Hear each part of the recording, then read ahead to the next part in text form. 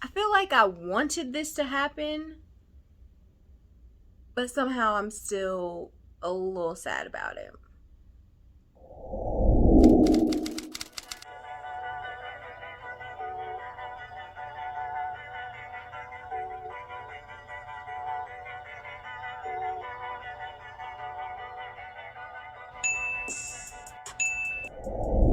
Hey y'all, welcome to the channel. If you're new here, welcome to the tribe. If you are returning to Fiercely V, welcome back. So happy to have you.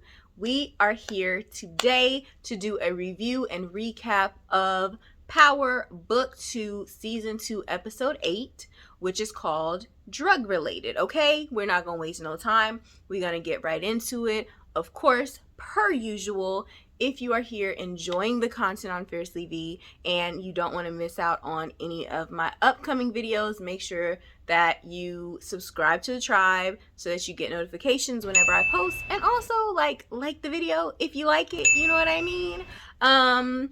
Disclaimer, there are going to be spoilers in my review. Also disclaimer, it's probably going to be long because I be talking a lot, but it'd be a lot to talk about in these Power episodes, so I don't really know how to not make them long. I don't want to skip things. I'm going to be thorough, so just come on along for the ride.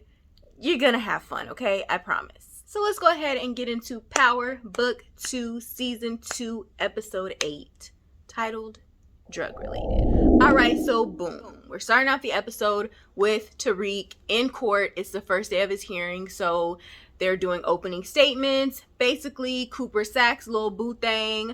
I know I've been calling her that for like this entire season, but her name is actually Jenny. So Jenny is giving her opening statements. She's basically like, look, Tariq did it. He killed the cop. He also killed the professor. We have the motive. We know why he did it. We're going to prove that today in court. His lawyer is probably going to try to make you think that he's just some innocent kid and this is all a mistake, but that's not true. We're going to show you a pattern of repeated things that he's done that show that he's capable of this, basically. And so then Davis follows up and he's just like, look, you know, my client is just a kid. He's not some criminal mastermind. He's a great student. He makes great grades, all that good stuff. Like, there's no way he could have done this.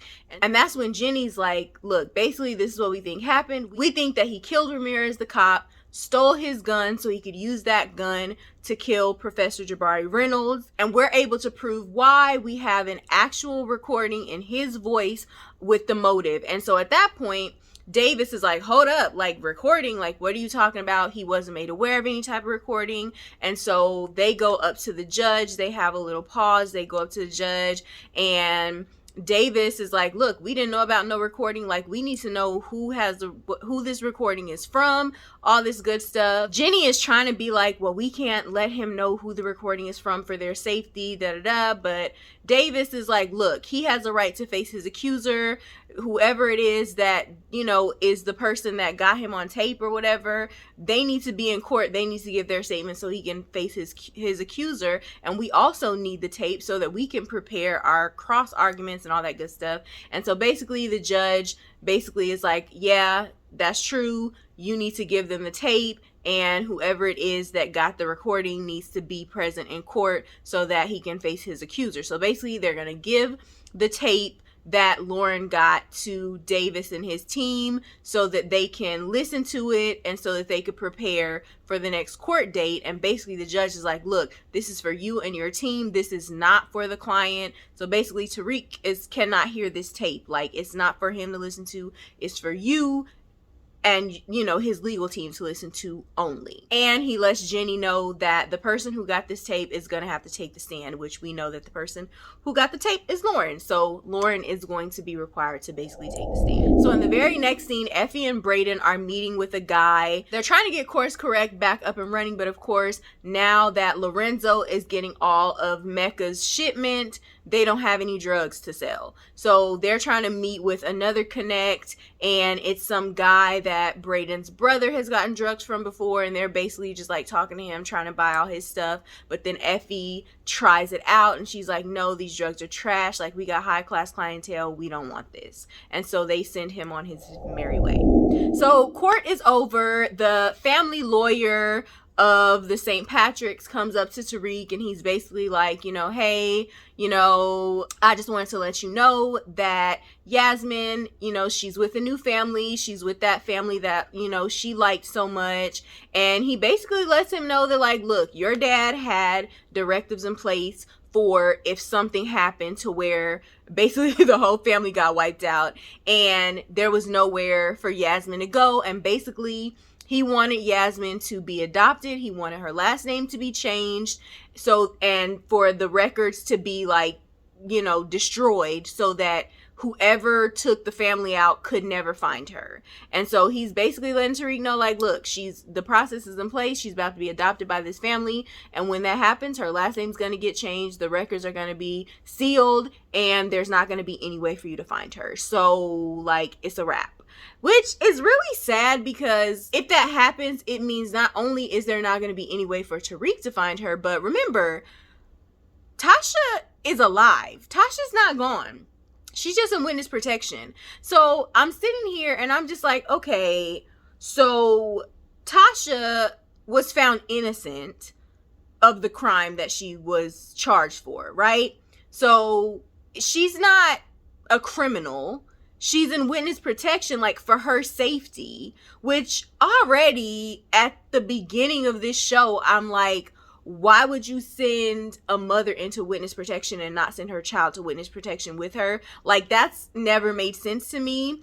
But now you're going to let this child get adopted and go into the system. The records are going to be sealed so that not only is her brother never going to be able to find her, but her mom's never going to be able to find her either. Like, what did the mom do? What did the mom do to be forced to be separated from her child like that? Like, does this really happen? I don't think this is how it really works. Like, I don't think it would be ever a possibility in real life that a mother would go into witness protection and not be able to take her young 9-10-year-old child with her. Because logically, if the mother is in danger, surely the child is in danger too, right? So it just doesn't make sense to me that they would send a mother into witness protection and not take the child into witness protection too. And then that they would go and let the child be adopted and have the court records sealed and all this stuff while the mom's in witness protection. So she's never going to be able to find her daughter, even if she gets out of witness protection. Like, what? This is a huge plot hole. Like, they're operating as if both Tariq's parents are just dead and gone or something. But it's like, Yasmin's mom is still alive, and it's not like she's in jail or something. Like, if Tasha was in prison or something, then I could understand why they would move forward with this. Because, like, girl, you're a prisoner. You don't have a right to your daughter as a prisoner. But she's not. You know what I mean? So it just feels like a very huge plot hole in the story, what they're doing with this Yasmin adoption situation. I don't know. It just feels like a very huge plot hole. I don't think Tasha St. Patrick is going to come back, because obviously the actress is on a whole other show right now. She's on that show with Eve on another network. So I think it's pretty clear that Tasha St. Patrick is not going to come back to the show itself. But I'm just like, if you're going to get rid of Yaz as a character, then get rid of her by saying, like, oh, we sent her to wherever her mom is. You know what I mean? Like, for her to get adopted and the records are going to be sealed and this, like, that don't seem very realistic to me. But let me know what y'all think about that. That just feels like a huge plot hole in the story, and I'm just like, that don't seem real. Anyway, so he's talking to Tariq about all this, and Tariq is just feeling helpless because, like, I mean, what am I going to do? I'm trying to not go to jail for a double homicide. So, it kind of sucks that he just kind of gave him this information at this point in time, but I understand, like, it's just like, this is what's happening, just like FYI, this is what's about to happen so it doesn't catch you off guard. So after that lawyer leaves, Davis ends up coming up and he's asking Tariq, he's like, look, who the hell have you been talking to that got you on tape? Tariq is confused. He's like, look, I don't know who it could possibly be. Like, I haven't like told nobody about this, so I don't know. And Davis is like, look, well, I got your back if you go ahead and pay me, because FYI, you still need to pay me. And if you don't pay me, then I don't have your back. And you're going to be out here like with a public defender, and then good luck with that. And so, of course, that's the whole reason why they're trying to get Course Correct back and running, so Tariq can pay him. But at this point in time, they're just kind of stuck. So Davis is like, well, listen, I don't care what you got going on.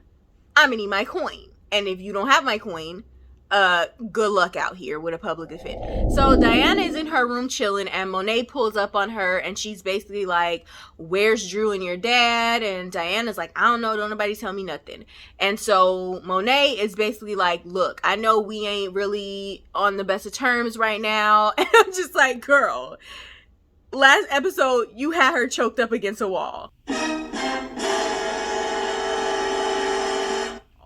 No, y'all are not on the best of terms right now. But she's just like, look, they're pushing both of us out. That's not good. She's like, basically like, you know, Diana, if you could just kind of try to find out what's going on with your dad, then maybe that can like clear the air between us. You could get back in my good graces, whatever.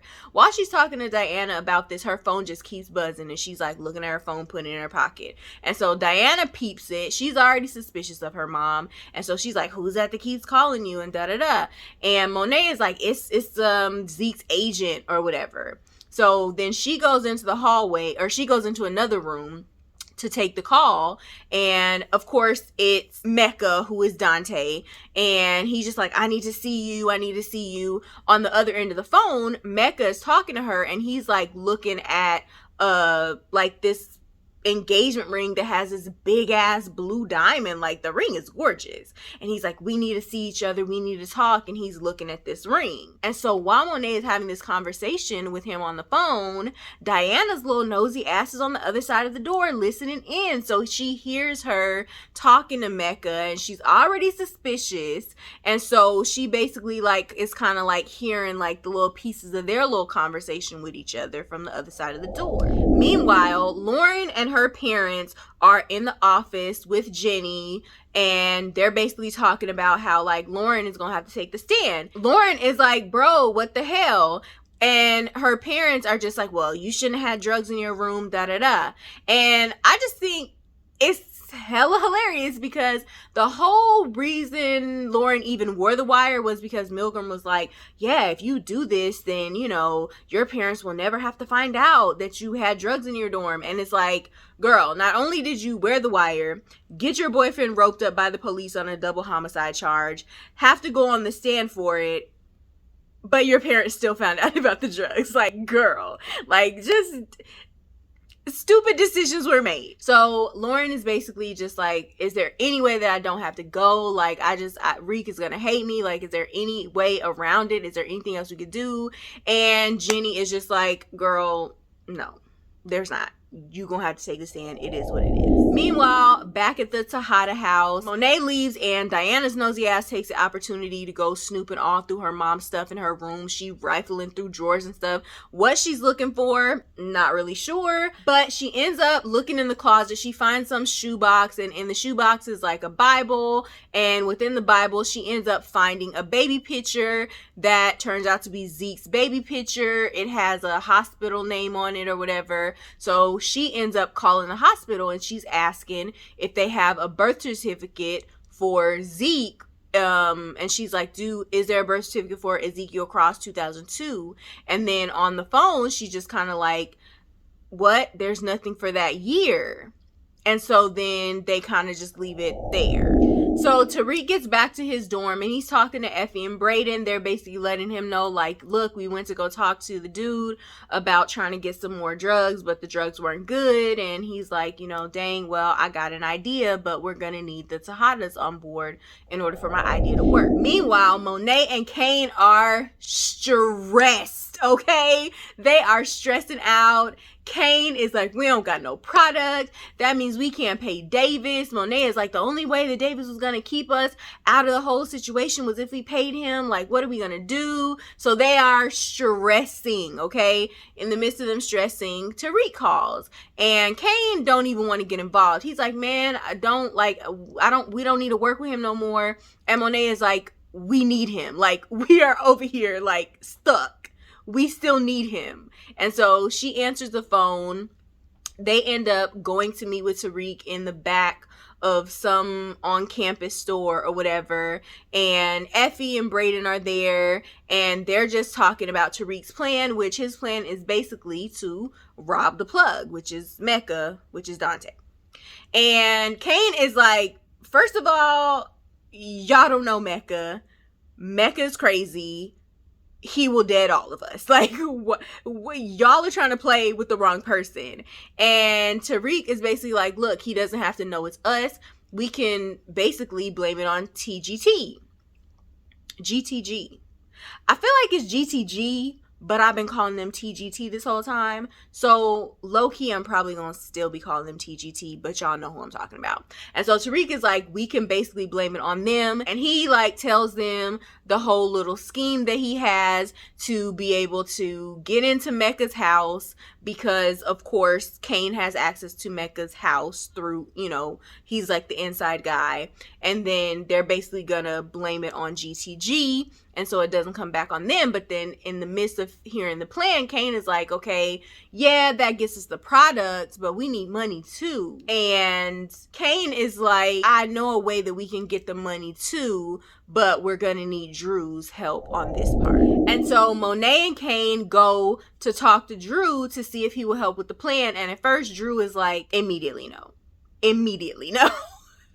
But then basically Kane kind of talks him into it, and he lets him know, look, I'll let you kill the GTG dude afterwards. Because remember, Drew has like major beef with GTG dude because of the whole fight that happened that pretty much just kind of like sparked all the issues they're going through now, basically. And so they basically decide like, okay, we'll do this, but the only way we're going to be able to do this is if Lorenzo and Diana don't find out. And so Drew suggests, he's like, tell Tariq to call Diana. If he calls her, she's gonna go run, and that's how we can keep her busy and away from this so she doesn't find out. And then she tells Monet, like, you're gonna have to distract Lorenzo for the day, basically, so that he doesn't find out. And so that's what they're gonna do.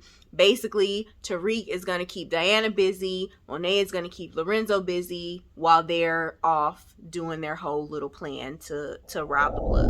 So Tariq is at Davis's office, and at this point, Davis has heard the recording that they're going to be playing in court to prove that he had a motive to kill Jabari and all that good stuff. And so he's basically telling Tariq, he's like, look, it's not good, this recording, like, it's not good. Tariq is like, well, let me hear it. And Davis is like, legally, I can't let you hear it. If I let you hear this recording, like, it's gonna ruin the reputation of my whole firm. Like, I cannot let you listen to this recording. And then conveniently, he's like, by the way, let me leave the room for a minute and go check something out. And he's basically leaving because he's like giving Tariq the space to accidentally listen to the recording without him like actually like giving him the recording. You know what I mean? It's like his little workaround.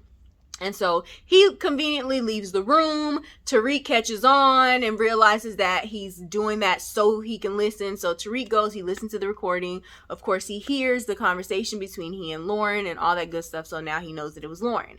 And so he's upset. He's heated. He storms out the room. As he storms out the room, Cooper Saxe comes up and he's like, oh my God, I just saw that you heard the recording or whatever. Like, don't let anything happen to Lauren. Like, you can't be mad at her. Like, it wasn't her. Like, Milgram pressured her into it. And so as soon as he says Milgram's name, Tariq is like, what the, like, Milgram has something to do with this? And Cooper Saxe is like, look, just stay away from them both. Like, you can't do nothing. Like, you can't let it be known that you weren't supposed to hear it at all. You can't let it be known. You can't say nothing or do nothing to them. Like, just stay away from them altogether. And Tariq is like, how am I supposed to stay away from him? I got canonical studies in the morning with him.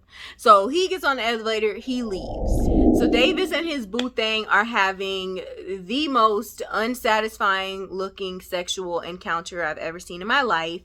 Obviously, they're both distracted because of the trial. And so, you know, they stop and Jenny is basically like, look, you know, you're trying to, you know, it's one thing to be sleeping with the opposing counsel, but you're trying to kiss like we together or something, and it that ain't what it's giving. And Cooper Saxe is like, well, what if we were together? And I'm like, oh, Cooper Saxon caught feelings or whatever. Like, it's giving cute, but Jenny is not going for it. And so they have this back and forth about the trial, and that's when Cooper Saxe says something about, yeah, Tariq's own girlfriend was the one that wore the wire. And Jenny is like, wait a minute, how did you know that Lauren was Tariq's girlfriend? Like, did Tariq tell you this? And if Tariq told you this, why was y'all even talking about Lauren? Did he hear the tape? Oh my God, is she in danger? Like, is Lauren in danger? Did Tariq hear the tape? And so Jenny is pissed off. Cooper Saxe never says to her, yes, he heard the tape, but he also doesn't tell her that he didn't hear the tape. So he's basically like, I mean, you know, I don't think he heard the tape. You know, so he's basically like trying to play it off without like fully telling a lie, but also not fully telling the truth. Jenny sees right through it. She's like, I will have both of y'all disbarred. If anything happens to that girl, I will have both of y'all disbarred. Like, this is so inappropriate. And she basically like goes off on him and she puts him out. And then she immediately starts trying to call Professor Milgram. So meanwhile, Professor Milgram is actually in Canonical Studies class. So we pan over to Canonical Studies class. Professor Milgram's phone is ringing, but she doesn't notice it because she's like talking to the students or whatever. We notice that Tariq is sitting down and Lauren is missing from class. She's not in class. So they're just in class talking, and then finally Professor Milgram notices that her phone is buzzing and she steps out into the hallway to take the call.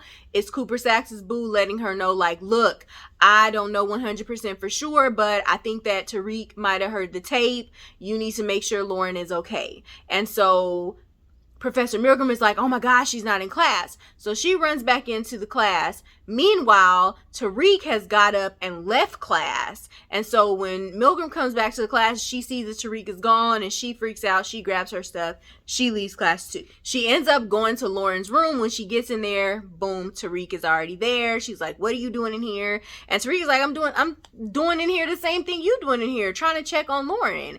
And he's basically like, look, you are right to be nervous about Lauren, but I'm not the one that you need to be nervous about. Like, there are people who are gonna want her, who are gonna want to hurt her when they find out what she did. And like, you're nervous that I'm the one that's gonna hurt her. No, there are people a lot more dangerous than me that are gonna want to hurt her when they find out that she wore this wire and caused all this mess. And so Professor Milgram is like, well, I mean, there are ways to keep her safe. There are like there's protocol in place to keep her safe.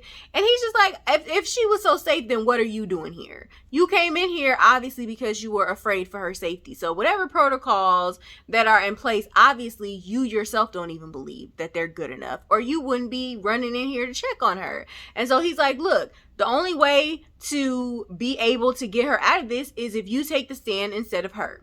And Professor Milgram is basically like, well, they're not gonna let me take the stand unless I have some pertinent information to the case, which I don't. And Tariq is like, well, you need to lie. Like, what? Those are your choices. Either get on the stand and lie like you got some information, or just know that if one of your students gets hurt or something happens to her, it's on you. Like, that's gonna have to be on your conscience. And he's like, you know, you've been lying all this time about everything else. Like, lie for the right reason for once. And so he basically just kind of like manipulates her to the point where she just like feels hella guilt, like she has to do it. So at the Tejada house, Monet is talking to Lorenzo, and she's basically telling him that they should go out to Coney Island and spend the day together out there. And they're kind of reminiscing about the last time they went to Coney Island and all this stuff. They're having a cute little moment. It's giving very much happy wife, happy life or whatever. And so Diana ends up walking in and she's like, oh, well, I'm about to go to Zeke's game. And they're like, okay, well, we're about to go out to Coney Island together or whatever. And so when Diana says she's about to go to Zeke's game, Monet is kind of side-eyeing her. And so as soon as Diana leaves, she goes in Diana's room, and now she's the one rifling through Diana's stuff the same way Diana was rifling through her stuff a couple scenes ago. And so she's going through all Diana's stuff or whatever, and she ends up finding in Diana's drawer some condoms. And that's kind of her clue that, oh, Diana must be sleeping with Tariq, which I'm not really understanding why she's so upset, because my understanding is that all her kids are adults, if I'm not mistaken. So I'm just like, yeah, you told her not to deal with Tariq, but also, like, she's an adult. Like, at least she's using condoms. Like, I don't know. Like, I'm just like, she's a grown woman. Like, she can really mess with who she want to mess with. You know what I mean? But either way, Monet's not happy about it. She finds the condoms, and so that's her proof that Diana is dealing with Tariq. So back at the courthouse, Professor Milgram pulls up on Jenny, and she's like, look, you can't put Lauren on the stand. It's not going to be safe for her. And Jenny is like, well, we don't have a choice. She's the only witness we have. And so Professor Milgram lies, and she's like, no, she's not the only witness you have. I actually know firsthand that Tariq had information about Jabari's novel. Jabari told me. And so she tells a lie so that she can get put on the stand and Lauren won't have to go.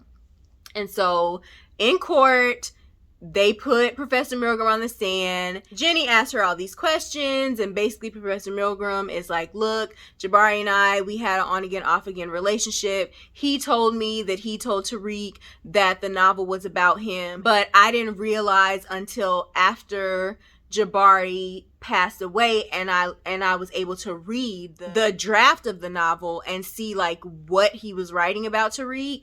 That was when I realized, oh shoot, that's motive to kill him, basically. So Davis gets on to cross-examine Professor Milgram, and oh, he just destroyed the woman. Oh my God, he destroyed her. Basically, it was giving very much slut shaming. He basically is like, oh, so you had a sexual relationship with Jabari Reynolds. Oh, and you also had a sexual relationship with Detective Whitman. And didn't you also have a sexual relationship with me? And didn't you also have a sexual relationship with Zeke? And he's basically just destroying her credibility. And he's like, how many lies did you have to tell to cover up all the people that you've been sleeping with? So how can we tell you're not lying right now? And, you know, Carrie is just kind of looking around. She's just seeing like the faces of the people on the jury just like judging her, because it's giving slut shaming. And I feel so torn about it, because it's like, at the end of the day, Carrie Milgram is a single woman. She can sleep with whoever she wants to sleep with. If she want to sleep with everybody on campus, she can. I mean, it wasn't okay for her to sleep with a student. Zeke was the one person that it was absolutely not okay for her to sleep with. But as far as everybody else was consenting adults, not her student. So it's okay. It was okay for her to sleep with those other people if she wanted to. The fact that her having sexual relationships with multiple people takes away from her credibility is just, it's very much misogyny. Like, there's no way that a man's credibility is going to be lowered because he slept with a bunch of women. You know, that's only the case for women. So like the feminist in me was so mad about that scene, because I'm like, damn, like the fact that as a woman, you're not even credible no more because you had multiple sex partners. But as a man, you can sleep with whoever you want to. Tariq done slept with every female in his age bracket on the show. And it's just like, I don't know. I felt really torn about that scene, but what Davis was doing worked. We could see in the faces of all the jury, they just, you know, the judgment on their faces was clear as day, and he just basically tore her apart, and she's just looking around. And you know, she already had the situation at Jabari's memorial dinner thing where she was just, everybody was just gossiping about how she'd been sleeping with everybody, and she felt so judged at that point. And now we see her once again, like now she's sitting in court with her entire sexual history being put on blast and her being judged for that too. And I felt bad for her in that scene. I'm not gonna lie, I really did feel bad for her. As much as I hate Carey Milgram, I really felt bad for her in that scene. But Davis, he tore her apart. So Lorenzo and Monet are on their little date on Coney Island. It's giving very cute or whatever. They're just walking and reminiscing, and basically Lorenzo is like, you know, what's going on with you? Like, what's going on with us? And Monet is basically like, look, it was a huge change you getting out of jail. Like, I wasn't ready for that level of change. Like, it's been one way all this time, and now everything just suddenly changed. Like, I wasn't ready yet. And she's basically just like, you know, I'll get used to it, you know, as we go. And Lorenzo is just like, you know, okay, well, you know, what's your plan? Like, I know you want to get out the life. Like, what's your plan? And she's basically like, look, right now I'm just trying to live in the moment and be in the moment with you. She's lying, but she's doing a good job. You know, it's very convincing. Meanwhile, while all this is going on, the plan to run off on the plug is in place. So we have Mecca and Cane. They're in Mecca's house and they're just talking or whatever. Chef is there as well. While they're talking, the power goes off. And Chef is like, what the heck? It's a power outage. And Mecca is like, well, go check it out. So Chef goes to check it out. And a few minutes later, he calls Mecca and he's like, oh my God, Mecca, somebody's robbing us. And you hear gunshots and shit in the background. You see downstairs in the hangar part of where Mecca lives, where all the cars and the private jet and shit is at, you see is a whole shootout going on. It's the TGT dudes that didn't run up in the spot. So basically, Cane convinced Lil Guap to send the TGT dudes in to get the product. Of course, they don't know that it's a setup, basically. So the TGT dudes, they're running through the hangar trying to find the product. There's a whole shootout happening, whatever. They're looking for the products. So Chef comes back up. He's like, they're robbing us, whatever. And so Cane tells Mecca, he just like drops a little hint to Mecca as they're about to like run out and go handle it or whatever. He's like, man, this seems so familiar. The whole cutting the power and stuff, it seems like something I had did with TGT one time. So he's just kind of like planting the seeds that like TGT is behind this. And so they go running. They're going to try to figure out what's going on. When they leave, Cane is the last one to walk out the door, and instead of him closing the door all the way, he kind of leaves it to where the door doesn't close all the way so that somebody can come behind him and be able to get in. Meanwhile, Brayden, Drew, Lil Guap, and Effie are all in the car waiting it out. They're waiting until they see Mecca leave so that they can go in. So they finally see Mecca's car leaving the building. That's their cue to go in. And so basically, Brayden goes in first. He exercises his little white privilege or whatever. He's going off on the doorman of the building, and he's basically trying to get the doorman of the building to leave away from his desk. And once the man leaves away from his desk, then that's when Drew, Effie, and Lil Guap are able to come in. And so they come in. Effie goes up to security. She's going to distract security so they're not looking at the cameras. Meanwhile, Guap and Drew are walking upstairs so they can go into Mecca's apartment. And so while they're on the way walking upstairs, Guap is just like, man, you know, I respect y'all, Like, I know we used to have beef, but I respect y'all now. He tries to give Drew some money to just kind of like, you know, bury the hatch or whatever, and Drew is just kind of playing along. And eventually, once they get all the way up to the door, Drew turns around, he pulls the blicky on Young Guap, and he's like, yeah, it's a wrap. Young Guap is like, oh, so Cane must have put you up to this. And Drew is like, nah, this is me for that whole fight situation that had happened at that club. And so they start fighting, they're tussling and whatever. Eventually, Drew ends up choking him out. Whole time Drew is choking him out, I'm like, oh, so your hand is working again. interesting. So he ends up choking Lil Guap out, and then he goes into the house, and Drew is in the house. He's roaming around. He's up there trying to get like valuables, because remember, they not only need the drugs, but they need money too. So his whole reason for going up there is so he can collect all these different valuables that they can like sell and whatever and get money from. And so he's upstairs. He got him a little duffel bag. He's just putting stuff in the bag. He ends up finding that blue ring that Mecca was looking at earlier, and he puts that in the bag. And as he's doing that, he hears somebody come in. It's Chef. Chef comes in. He's running around gathering weapons and stuff, and Drew is hiding. And so while Drew is hiding, he texts Kane. He's like, what the hell? Somebody's in here. Kane is with Mecca and some of Mecca's people in the little hangar area that just got robbed. And so Mecca is like, I'm finna go back to the loft. Mecca had told him like, no, you stay here. So he can't really leave because the security is just kind of like watching him, you know? And so Drew is texting him like, somebody's in the house, what the hell? And Kane is just kind of like stuck. So we end up panning over to the Tejada house where Diana is there by herself. She's making dinner and she's like, where is everybody? She's trying to call everybody. She ends up calling Kane. So Kane doesn't answer, but he fake answers the phone and pretends it's Mecca. And then he tells the little security dude, yeah, that was Mecca. He told me to go do such and such and you stay here. And so that's how he's able to get away from the security people. He runs upstairs. He distracts Chef so that Drew can get out. And that's how Drew is able to get out of the house with all the valuables. He runs down to the car. Brayden and them are waiting for him. They drive off. And it would seem like the plan was a success. So after the whole little heist situation, Tariq pulls up on Davis. He gives him that blue ring and he's like, you can, you know, sell this or whatever. You can use this to and get your payment out of it, basically.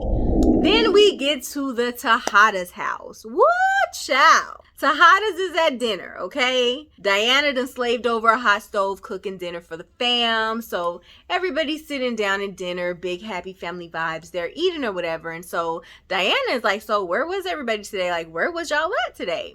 And so everybody's just lying. Everybody lying about where they was at, including Diana. And so, of course, Monet knows that Diana's lying. So she's picking at her. And she's like, well, where was you? Where was you at? And my thing is like, Monet girl, you nudging at her and picking with her, knowing that it was a whole top secret plan going on. It would behoove you to just leave it alone. But Monet keeps nudging at Diana. And she's just like, so where was you at today? And Diana is lying. She's like, yeah, I was at Zeke's game and da-da-da. And Drew was lying, saying he was at Zeke's game too. And Zeke is like, I didn't see neither of y'all there, because Zeke is never in on nothing. So he's just like, that's interesting. I didn't see y'all there. And Diana is like, oh yeah, they didn't let us sit in the seats that we were supposed to be sitting in, whatever. And so Monet just kind of keeps picking with her, and because of course she knows that she's lying, right? Monet just kind of keeps picking at it because she knows that Diana is lying. In the meantime, Kane starts picking with Diana and is like, yeah, you gonna need to leave your little friend Tariq alone because he about to go to jail for murder and da-da-da. You gonna have to find you somebody else to mess with. And so at this point, Diana gets pissed off. She's mad. Like she feels like everybody's picking with her.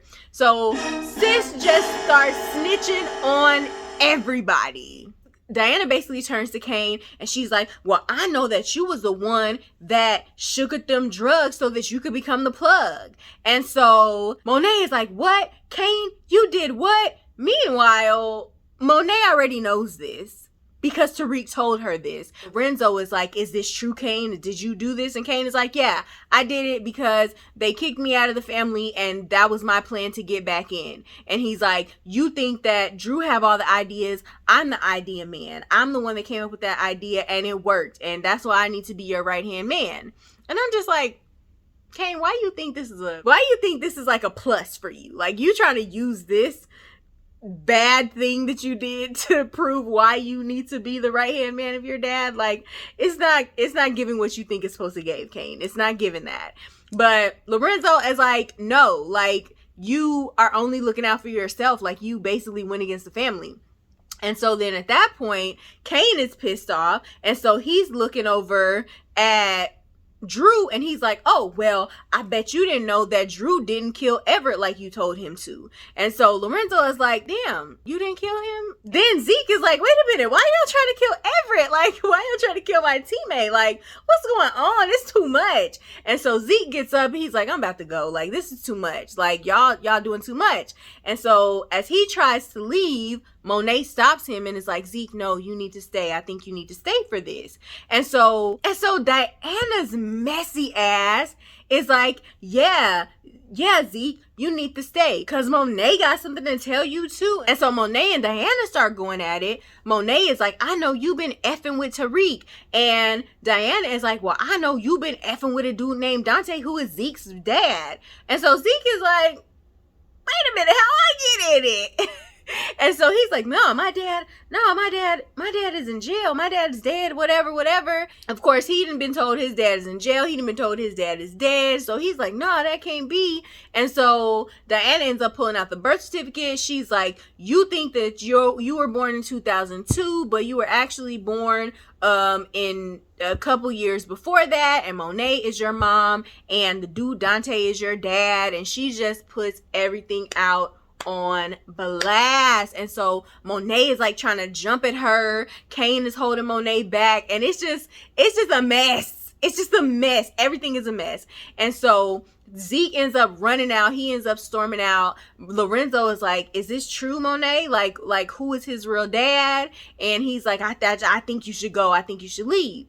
And so Monet ends up leaving. She's driving around the city trying to look for Zeke because he is stormed out and she don't know where he went to. My whole thing during that whole thing is this. Okay, for one, I understand why everybody's mad that Monet would have lied about this for all this time. What I don't understand is, why did Diana, like, it's one thing for Diana to feel a way about her feeling like her mom was messing off on her dad.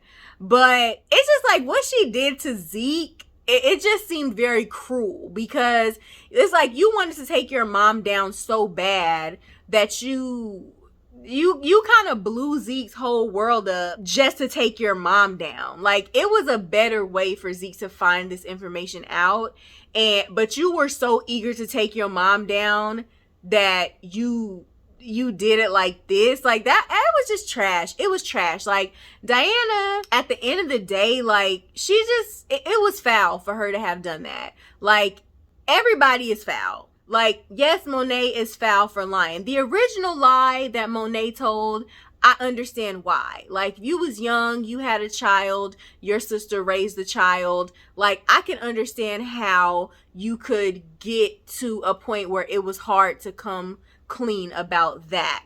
But the messing with Dante part, no, we can't get that. We can't get that. But also, when we met her, she was messing with Ramirez and nobody had a problem with that. So it's just like, Diana, what are you really mad about? Like, it just seemed like Diana was so mad that her mom wasn't gung-ho about her dad being back. It's like, you're really mad because you thought y'all were going to have this one big happy family, and that's not the case, and you feel like it's your mom's fault. Like, your mom basically ruined your little fantasy of y'all having one big happy family, and you're basically just like taking it out on her for the most part. And in order to take it out on her, like, Zeke was a casualty, you know? So during that dinner, the one person that I just really felt bad for was Zeke, because it's just like, damn, his whole world is blown up because of y'all shenanigans. It was such a horrible way for him to like learn that information, you know?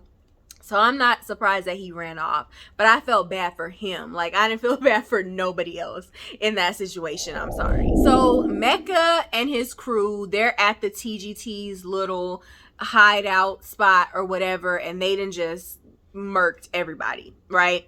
And so Kane is like, well, they should have thought twice before they messed with us, you know, now their whole bloodline is gone, whatever. And so meanwhile, the other people that work for Mecca are like, you know, everybody's, you know, dead, but the stash is not here. And he's like, well, whatever, at least they're gone. And so then Mecca is standing with Kane and Chef, and he's like, well, now we just gotta get rid of the middleman. And so he's kind of looking back and forth between Chef and Kane, and then he just whoosh, takes the knife and just cuts Chef's throat. And he's like, he was the mole, and that's why, you know, I had to do that to him or whatever. Meanwhile, Kane is looking like, you know, all right, plan works. So Professor Milgram is at home. She's looking sad and distraught after being destroyed on the stand by Davis in court.